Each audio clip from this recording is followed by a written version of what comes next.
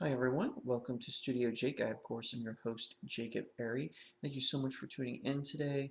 We're still on our lockdown mode here in California, so I wanted to do another batch of comics you can read on quarantine, and today I'm going to be talking about 10 Batgirl comics you can read on quarantine. And I'm going to go a little different flow, similar to the way I did Superman, where I'm also going to bring in some Elseworld comics and other ones, pre-crisis, post-crisis, and whatnot. Actually, I take that back. There probably won't be any pre-crisis ones, but post-crisis, New 52, DC Rebirth, Flashpoint era comic books, and a whole bunch of other things. I am going to do a couple of one-shot comics as well that are still available, still in print. You can still pick them up.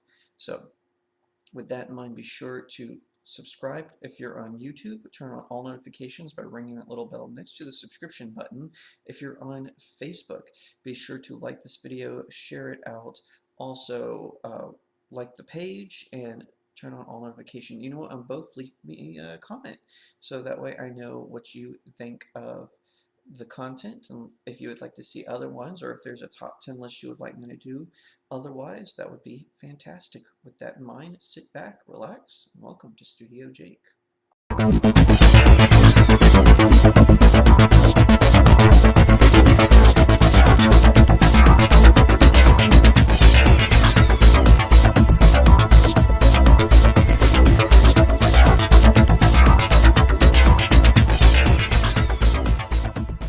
Welcome back. Alright, we're going to take a deep dive into Batgirl's history, not just talking Barbara Gordon, who is obviously the best Batgirl, but we're also going to be talking a little bit about Cassandra Cain. I'm going to start with her. She is number one on this list. Now remember, this is not in a particular order. This isn't a top 10. This is just reading recommendations like my previous list. So we're going to talk about the first one on this list, which is Batgirl Volume 1 Silent Night. So this one is about Cassandra Cain. It's written by Kelly Puckett and Scott Peterson, with a plethora of artists, including Robert Campanella and Damian Scott. And it basically explores her as Batgirl, how she helps out the Batman family, and like I said, um, except for Barbara Gordon, she is the best Batgirl. Her costume, really iconic, really classic. And of course, now she's called the Orphan, and she has a variant of her costume, of her Batgirl costume. But I think that if it wasn't going to be, um, if it wasn't going to be Barbara Gordon as Batgirl, it needs to be Cassandra Cain. She is just a fantastic character. She, of course, is the daughter of two assassins, Lady Shiva and Cain, and they didn't teach her like basic life skills. They only taught her how to fight, and it's kind of a sad, tragic story, but also cool because you kind of get to see Batman's softer side with how he deals with Cassandra Cain and welcomes her to the Batman family and introduces her to that whole world because all she knows is fighting. And so with Batman, she gets a sense of family, which I think is pretty cool. It is pretty neat to see that side of the Dark Knight. Alright, so this is Barbara Gordon. Once again, Kelly Puckett is the writer with art from Matt Haley and Carl Kessel. It's called Batman Batgirl.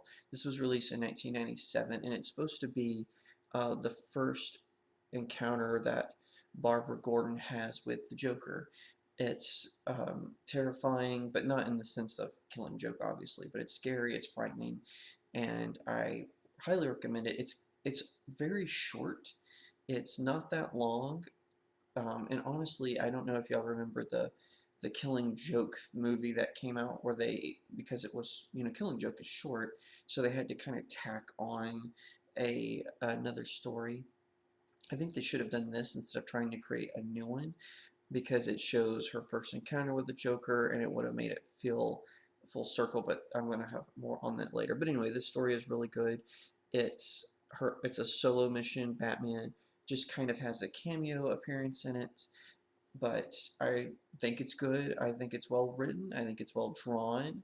And like I said, it's sort of a one-shot graphic novel. So, graphic novels are typically a collection of like 5 issues or more. But this one is just a single hardback Batgirl story that I think is pretty good. Number 3 on the list is Batgirl Catwoman Birds of Prey. So this is uh, written by John Francis Moore and drawn by Derek Robertson.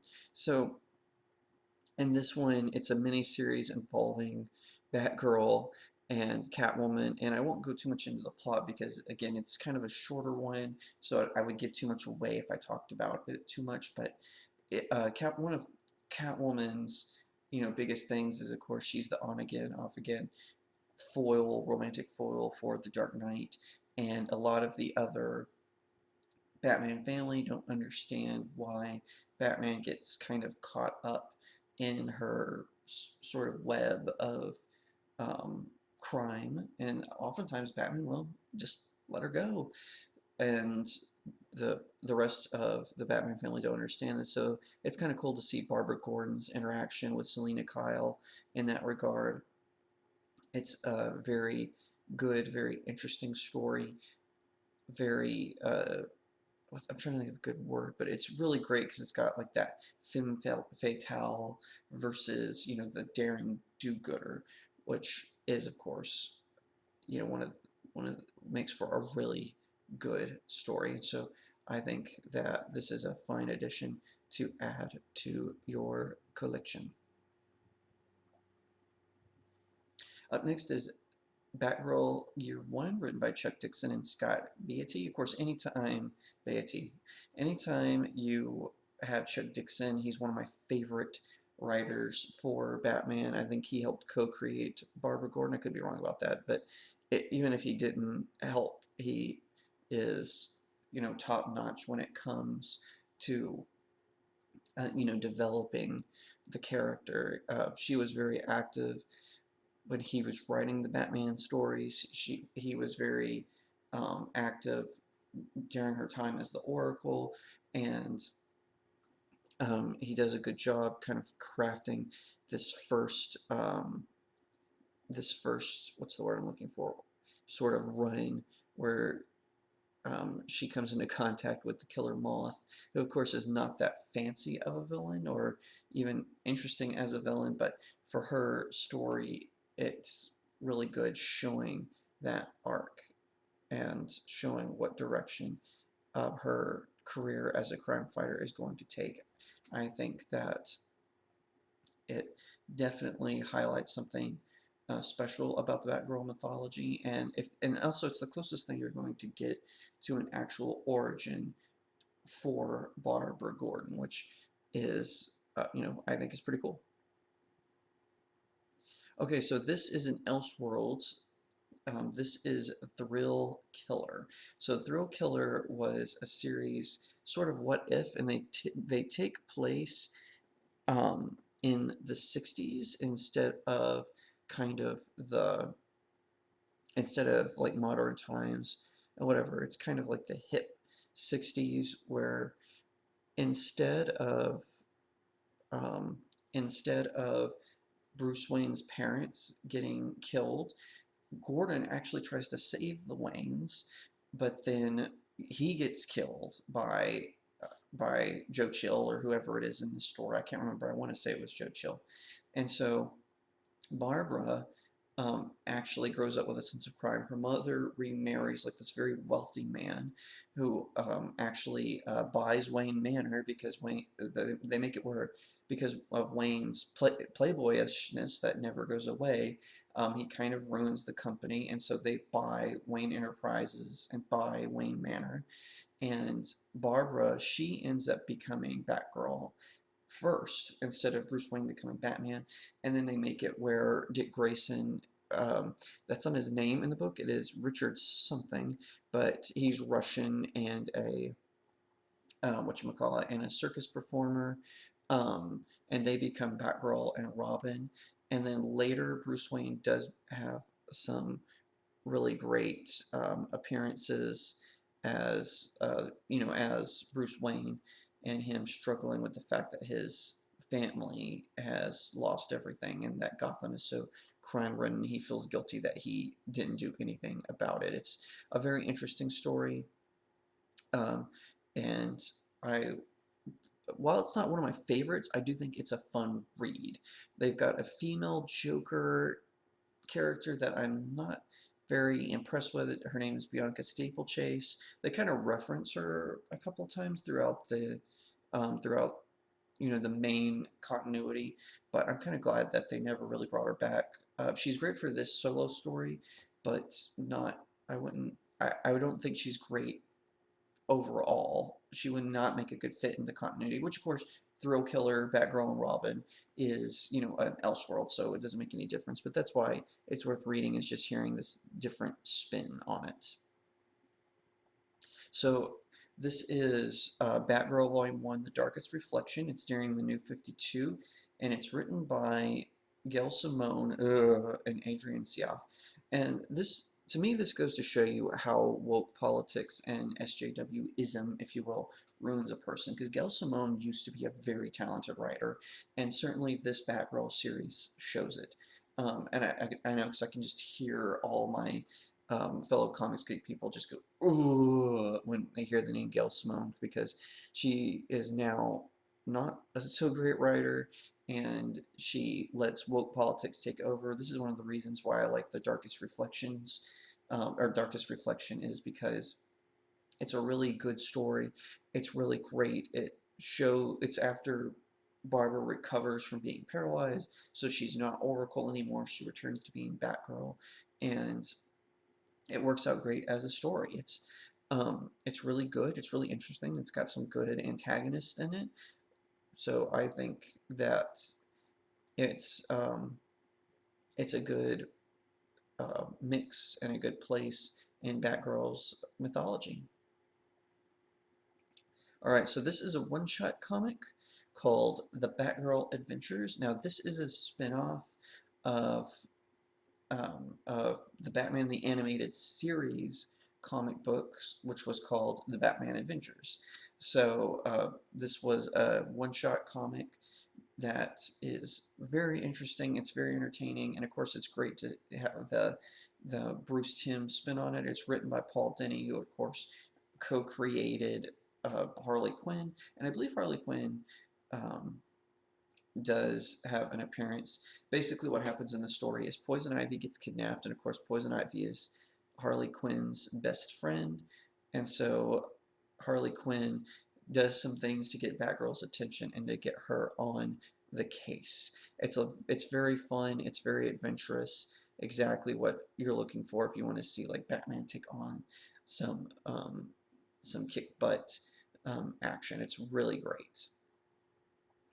All right, up next we have Batgirl, The Greatest Stories Ever Told. And what this is, it has a bunch of various writers, including Denny O'Neil, some great artists like Gil Gane and Terry Dodson.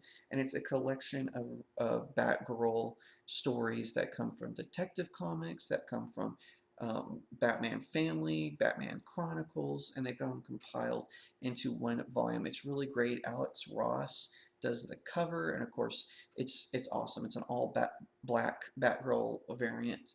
Um, I love this because it's just a great collection. You don't have to kind of filter through a whole bunch of issues. He's got a ton of the classic and more modern stories from 1967 on, and it's got, like I said, got some really awesome, great stories in there and whatnot. I really highly recommend it, and if anything, you've got to just get it for the cover, which Alex Ross, as usual, does a great job. All right, next is, this is another one-shot. This is Batgirl Convergence, or Convergence Batgirl. So Convergence was a series of um, comics that led up to the DC Rebirth. So it's with Alyssa Whitney writes it, and basically it's got the Stephanie Brown Batgirl, and it's got the Cassandra Cain, and also Red Robin, who's Tim Drake, is a character in this.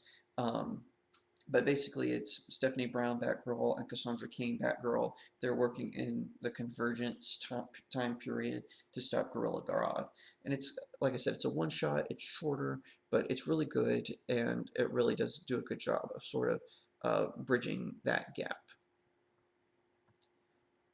All right, last but definitely not least is Batgirl Arkham Knight Batgirl Begins. So this is in the Batman Arkham game universe, and it has a story about Barbara before she becomes the Oracle. And I really like the Batman Arkham Knight spinoff. Now they do get some things wrong with the game, but Tim Seeley writes this really good story about Barbara Gordon with Matthew Clark. It's a really excellent story. I love how Matthew Clark illustrates her. He does a really good job with the character design. I um, I really think it's good. It is dark. It is darker, and but I really appreciate it for how it connects not only to the video game universe, but how it definitely explores Barbara Gordon's history in that universe, because you get her voice as the Oracle in the first game, you get her voice as Barbara Gordon in Arkham Origins. Again, you get her voice in Arkham City, and then Arkham Knight. You get to interact with her a little bit more as the Oracle, and um, and everything. And they have like a little mini game you can buy that takes place before she gets paralyzed, which is really fun to play, by the way. And I like this comic book's connection to that. Now, before I go any further, I want to correct myself. I said Chuck Dixon uh, co-created Barbara Gordon. That is not the case. So I just wanted to correct that and apologize to these guys. She was created by William Dozier, Julius Schwartz, and Gardner Fox, all three excellent DC comic writers. And then, of course, she was drawn by Carmine and Fantino. And so the four of them generally get the credit for her creation, and then and her implementation. What is my problem? In her introduction as Batgirl. So I just wanted to make that correction. I'm glad I looked that up during the episode. That's my bad. I should have known better. I forgot she was created in the 60s. I grew up reading the comics in the 1990s, so I have like all my concept for the early stories are from the 90s, when like guys like Chuck Dixon and Denny O'Neil were like writing introductions to graphic novels and stuff. I was also writing comic books, so sorry about that. Guys, all of you created a really good character. That's all the time I have for today. Thank you so much for tuning in. Be sure to follow me on social media. I'm at Real Jacob Airy on Instagram, Twitter, and Parler. I'm author Jacob Airy on Facebook. You can find me on YouTube, Studio Jake. And of course, you can find my novel, The Seven Royals, All Good Things. It's a fantasy with all kinds of amazing magic and dragons and battles and adventure. You definitely have to check it out. Also, you can find my blog, jacobairy.blog. That's JACOBAIREY.blog. So look that up, and because I've got a ton more pop culture stuff that you are going to want to read while you're on this lockdown. Thank you so much for tuning in. I'll see you next time right here on Studio Jake.